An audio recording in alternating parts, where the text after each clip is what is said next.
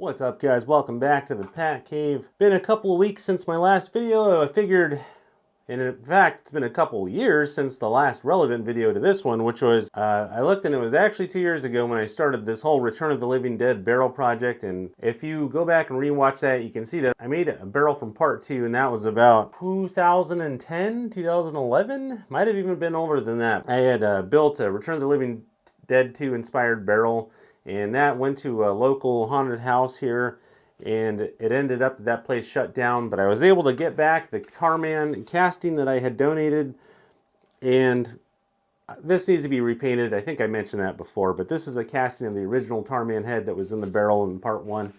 And a lot of people have been commenting and asking, like, when are we going to get an update? When are we going to see something else about this barrel?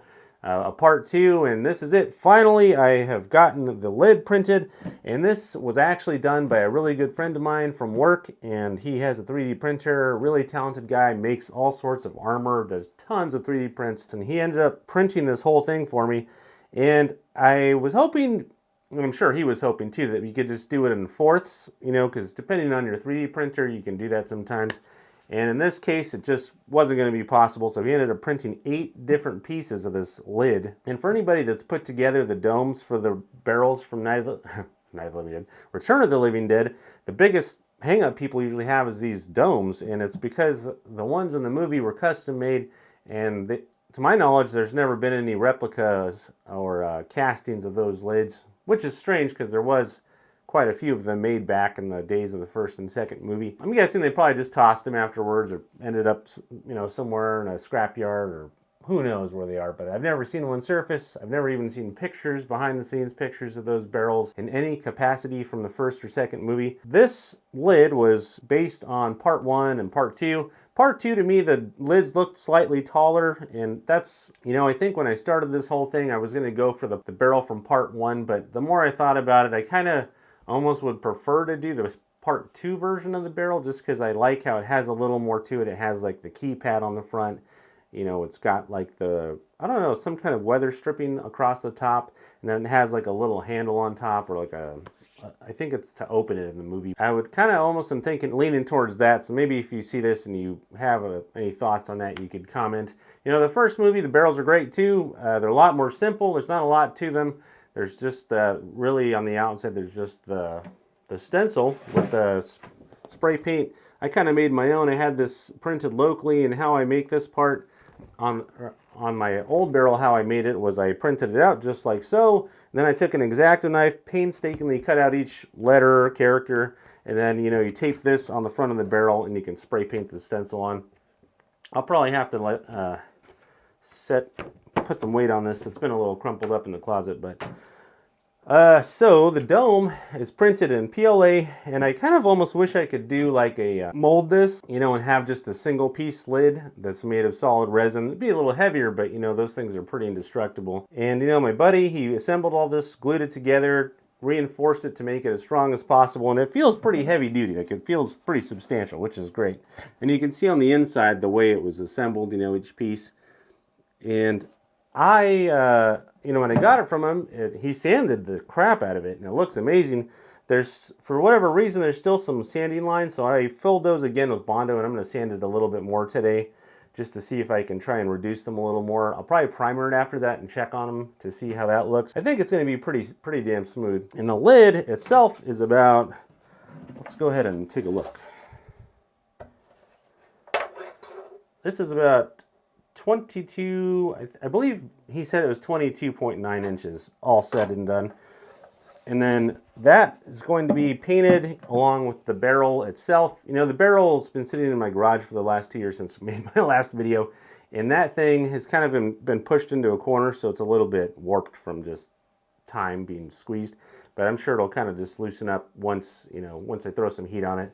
If anything, I'll put some supports inside to kind of pull it together, make sure the form's nice and symmetrical. Originally, they had, you know, those barrels came with 2 rings. There's one on the top and one on the bottom. Chopped the bottom one off because that's how the movie ones were done. You just can't tell because there's no bottom on the barrels, because in the film you can't see that. I thought I would give everyone a nice update, so I will go ahead and show you how this looks on top of the barrel, just to give you an idea. And another thing is that I have the hinge assembly, blah, blah, blah. Another thing is I have the hinge assembly in a 3D modeled also to fit this lid and then that barrel.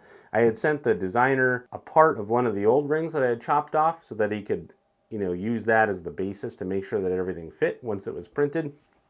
And it has into account this extra lip here, and that's a 2-piece hinge, and it just has some pilot holes, 2 that are going to go through this, and then there's going to be 2 more that go into the barrel on the back on that hinge, and then there's a pin or a screw, a pretty thick screw that's going to go in between those to hold them together. So that's the plan for that. The keypad, I think I'm going to tackle that last because that's a little more involved. It has the electronics, it has the glass.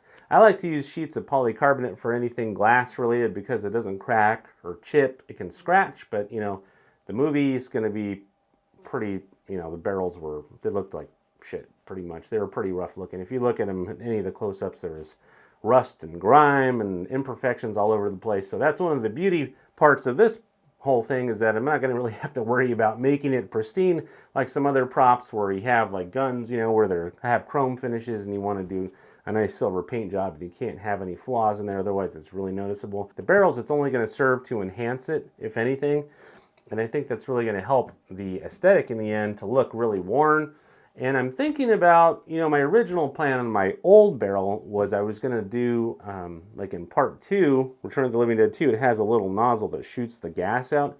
And my whole plan for this whole thing in the end was to have this outside during Halloween. So that way when you open the lid, you can shoot the fog out with like a fog machine. And then since the bottom's missing, you can put the fog machine down there and have it shoot out the top. That's the plan right now. I don't know if I'm going to end up doing that, but I guess we'll see. It just kind of depends on how the whole thing comes together. Usually, there's some people, they run through their prop videos, put everything together, it's pristine, it looks perfect, flawless assembly. For me, it's usually the opposite. There's usually 100 problems that happen every time I try to do something, and that goes for home repair or building props or anything else, but I always get it done in the end. That's the important thing. So let's go ahead and head into the kitchen. Before my wife gets home, I will show you how the lid fits on the barrel, and then I'll probably take a little footage out too in the garage where I've been storing it, just so you can see in like a different lighting scenario what that's going to look like. This is all going to be black. The barrel's going to be black. I'm going to dirty it up. We're going to paint the stencil on there, get the keypad. You need to figure out what the top parts are from the part 2 barrel. They look like some kind of really thick tape, and then there's some type of handle on top. I need to look around for that and try and identify it. Let's go ahead and head into the kitchen.